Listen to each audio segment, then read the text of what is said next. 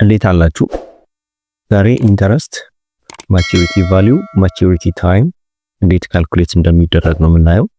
ስለዚህ how to calculate maturity time, maturity value and interest for notes ነው የሚሆነው።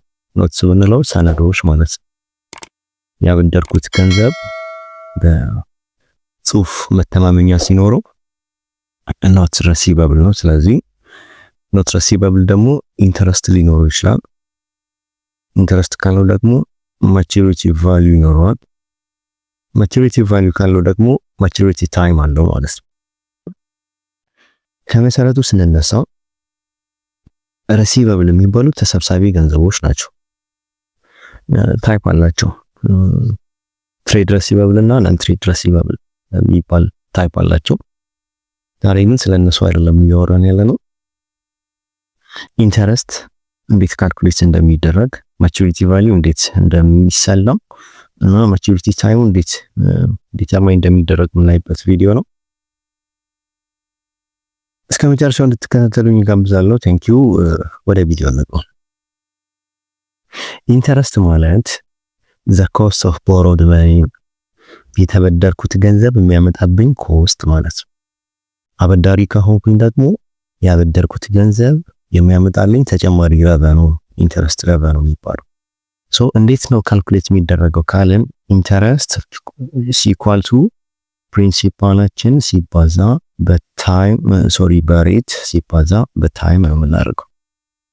ፕሪንሲፓል ማለት ኦሪጂናሊ ያበደርኩት ገንዘብ ለምሳሌ 1000 ብር ከሆነ 1000 ብር ማለት ነው ፕሪንሲፓል። ሬት የሚባለው ደግሞ የኢንተረስት ምጣኔ ለምሳሌ 10%፣ 5%፣ 6% የመሳሰሉት 10% ቢሆን ኢንተረስት ሬት ነው። ታይም የሚባለው ደግሞ የሚቆየው ጊዜ ነው። ለቀናት ሊሆን ይችላል፣ ለወራት ሊሆን ይችላል፣ ለአመታት ሊሆን ይችላል። ለምሳሌ 3 አመት ከሆነ የተሰጠኝ እዚህ ጋር ታይሚ 3 ነው የሚሆነው ማለት ነው። ለወር ከሆነ የተሰጠኝ 3 ወር ቢሆን ግን 3 ሲከፈል ለ12 እዚህ ጋር አደርጋለሁ። 3 ቀን ቢሆን ወይም ደግሞ 30 ቀን ቢሆን ደግሞ ሲከፈል ለ365 አደርጋለሁ። ሳምንት 3 ሳምንት ቢሆን ሲከፈል ለ52 አደርጋለሁ። ኮንቨርት አደርጋለሁ። አሁንም ማሳያችሁ ምሳሌ ላይ ኢንተረስቱን ካልኩሌት ስናደርግ ፕሪንሲፓል ሲባዛ በሬት ሲባዛ በታይም የሚለውን ፎርሙላ ይዘን 1000 ብር ፕሪንሲፓሉ ሲባዛ በ10%፣ 10% ማለት ደግሞ 10 ሲካፈል ለስንት ነው? ለ100 ማለት ነው። ሲባዛ በስንት ይሆናል? በ3። ቀለል አድርገን ለማየት እዚህ ጋር ዜሮችን በዜሮች ማጥፋት እንችላለን። ለምሳሌ 10 ሲካፈል ለ100 ሳደርግ አንዷን ዜሮ ከዚህኛው ዜሮ ጋር ባጠፋት እና ደግሞ የቀረችውን ዜሮ እዚህ 1000 ላይ ካለችው ዜሮ ባጠፋት ስንት ሊሆን ነው? 100 ሲባዛ በ1 ሲካፈል ለ1 ሲባዛ በ3 ሊሆን ነው ማለት ነው። ስለዚህ 100ን በ1 ሳበዛው 100 ነው የሚሆነው። ለ1 ሳካፍለው 100 ነው። በ3 ሳበዛው ግን ስንት ይሆናል? 300 ይሆናል ማለት ነው። ባጭሩ ኢንተረስቴ 300 ነው ማለት ነው። በ3 አመት ውስጥ በ10% ኢንተረስት ሬት ወይም ደግሞ የኢንተረስት ምጣኔ 1000 ብር ያስገኛልኝ ገንዘብ ተበዳሪ ኮንኩን ደግሞ ያመጣብኝ ኮስት 100 ነው፣ 300 ነው ማለት ነው።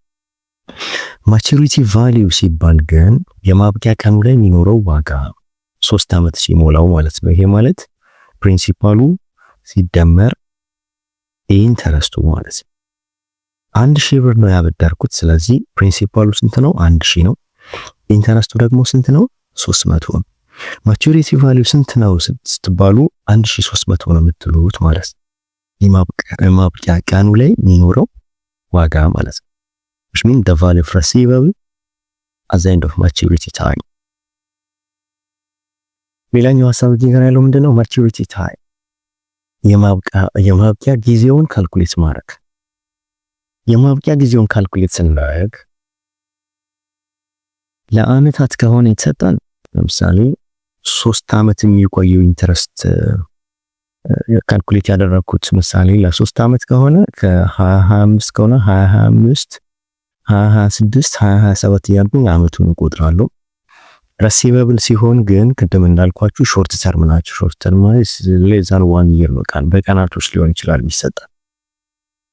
በቀናቶች ከሆነ የሚሰጠን ደግሞ ምንድነው እናደርገው?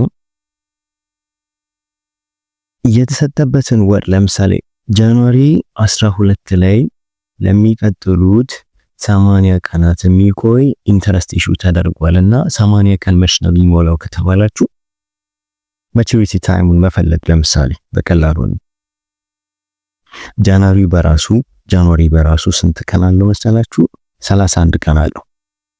በነጮቹ ወራቶች 31 30 እንደዚሁም ደግሞ ፌብሩዋሪ 28 አለ።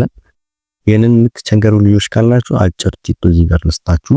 በእጃችሁ መቁጠር ትችላላችሁ። እጃችሁን ትጨብጡና ልክ የቦክስ ምልክት ቦክስ እጃችሁን የምታሳርፉበት ቦታ ጋር አጥንታችሁን ሲቀጥል ደግሞ ከአጥንታችሁ ወደ ውስጥ ጎርጎድ ያለው የጣታችሁን አጥንት ከዚያ አሁንም ጎርጎድ ያለው እያደረጋችሁ መቁጠር ትችላላችሁ። ይሄ ማለት ምንድነው? ከላይ ከፍ አጥንት ላይ የሚደርሳቸው ወራቶች 31 ቀን ይኖራቸዋል። ከውስጥ የሚሆኑት ደግሞ 30 ቀን ይኖራቸዋል ማለት ነው ከፌብሩዋሪ በስተቀር።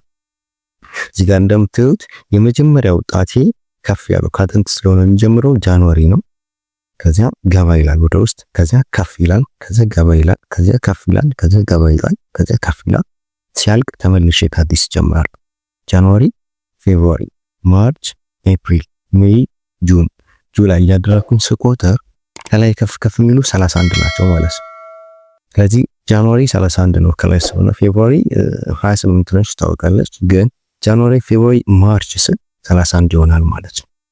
ከዚያ ወደ ውስጥ ሲገባ 30 ከፍ ሲል 31 እያደረኩኝ ነው የምቆጥረው። በዚያ መሰረት ጃንዋሪ 31 ቀን አለው። ብድሩ ግን የተሰጠው ጃንዋሪ 12 ላይ ነው።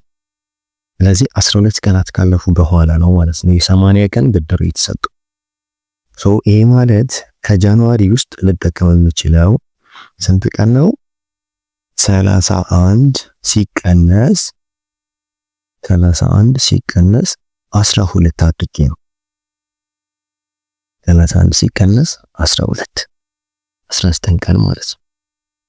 ስለዚህ ብድሩ ከሚቆይበት 80 ቀናቶች ውስጥ 19ኙ ከጃንዋሪ ነው የሚሆኑት። ፌብሩዋሪ ላይ ሄድና ደግሞ ፌብሩዋሪ ሙሉ 28 ቀን ነው ያላት። ሙሉ 28 ቀን ብጠቀም እንኳን ከተሰጠኝ ብድር ውስጥ ስንት ቀን ጠበቅኩኝ? የፌብሩዋሪ 28 እንደገና ደግሞ የጃንዋሪ 19 47 ቀን ማለት ነው። ከጃንዋሪ ፌብሩዋሪ ቀጥሎ ምንድነው? ማርች ስንት ቀን ያለው? 31 ቀን ያለው። እኔ ደግሞ 80 እንዲሞላኝ የምፈልገው ስንት ቀን ነው? 33 ቀን ነው። ማርች ሙሉ ስጠቀም ከማርች 31 ቀን ስወስድ ከዚህ በፊት ደግሞ 47 ቀን አለኝ። ስደምረው ስንት ነው የሚሆነው? 78 ቀን ነው የሚሆነው። ስለዚህ ጃንዋሪ፣ ፌብሩዋሪ፣ ማርች፣ ኤፕሪል ላይ ሄዳለሁ ማለት ነው። ኤፕሪል 2 ላይ ግን 80 ቀን ይሆነኛል ማለት ነው። ከጃንዋሪ 19 ቀን ወሰድኩኝ፣ ከፌብሩዋሪ ሙሉ 28 ቀን ወሰድኩኝ፣ ከማርች ሙሉ 31 ቀን ወሰድኩኝ። እስካሁን የወሰድኳቸው ቀናቶች ሲደመሩ 78 ቀን ናቸው። ከኤፕሪል 2 ቀን ወሰድኩኝ፣ ስደምርበት 80 ሆነ ማለት ነው። ስለዚህ maturity date for this note receivable is ኤፕሪል 2 ነው ማለት ነው። ጆርናል ኢንትሪን የምንመዘግበው ማለትም ፕሪንሲፓሉ ሲደመር ኢንተረስቱ ያለበትን ጆርናል ኢንትሪ ካሽ በዴቢት ኖት ረሲቨብል እና ኢንተረስት ረቨኑ በክሬዲት አድርጌ የምመዘግብበት ዕለት ማቹሪቲ ዴቱ ኤፕሪል 2 ይሆናል ማለት ነው። ስለዚህ ሌሎች ቪዲዮዎችን በዚሁ መንገድ እናያለን። ቴንክ ዩ